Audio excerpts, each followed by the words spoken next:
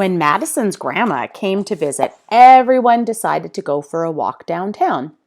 In front of City Hall, Madison said, "Look, look, look, I found a ticket. A ticket for free face painting at the park." "Neat," said Madison's grandma. "Let's go to the park." At the park, Madison got in a long line. A girl came and said, "Get a scary face like mine." "No," said Madison. A boy came and said, "Get a tiger face like mine." "No," said Madison. A girl came and said, "Get a butterfly face like mine." "No," said Madison. So there they all are. Get a face like mine, they're saying. She doesn't seem to want that. Finally, it was Madison's turn. "I want," said Madison, "just on my cheek, a small, perfect rose that looks really real." "Really real?" said the face painter. "Really real," said Madison, and the face painter spent a long, long time painting a small, perfect rose that looked really real. "Ooh, that's a nice flower," said Madison's dad. "Now let's go look at some stores." At the hardware store, when her father was looking at drills and saws, Madison whispered, "Daddy, I think my flower is growing." Uh-oh. "That's nice," said her father.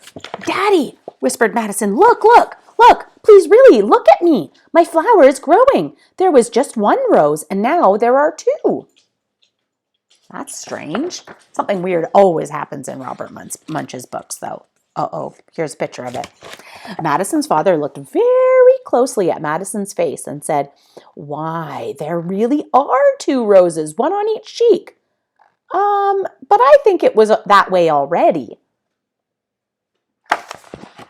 There was not two, was there? At the kitchen store, when her mother was looking at pots and pans, Madison said, "Mommy, my flower is growing."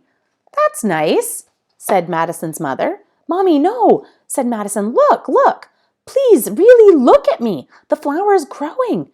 There was just one rose, and now there are three." Uh-oh. How's she going to fit that many on her face?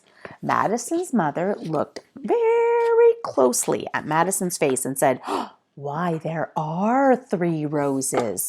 I thought you asked for just one." "I did ask for one rose," said Madison. "Well, I guess that face painter gave you three," said Madison's mother.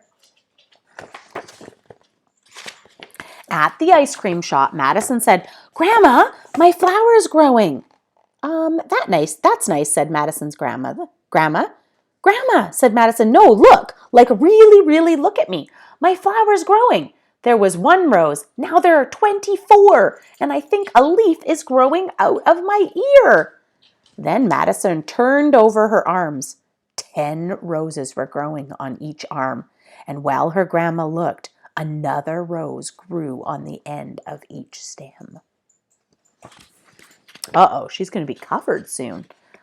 "One rose was nice," said Madison. 26 is too many." "This is serious," said Madison's grandma, and she picked up Madison and ran down the street to the doctor's office. The doctor was no help. She said, "I know a lot of people, but not a lot about plants." "Let's try the garden store," said Madison. So they're not very helpful. What's the garden store? Oh yeah, look, all those dead plants on there.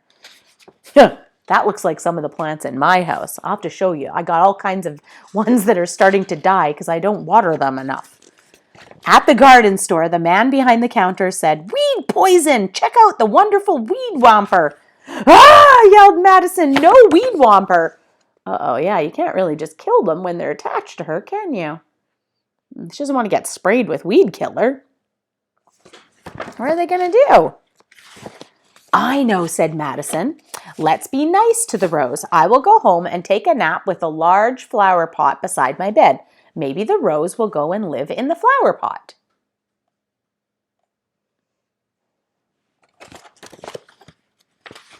When Madison woke up, there was a huge rose bush in the flower pot and just one perfect little rose on Madison's cheek.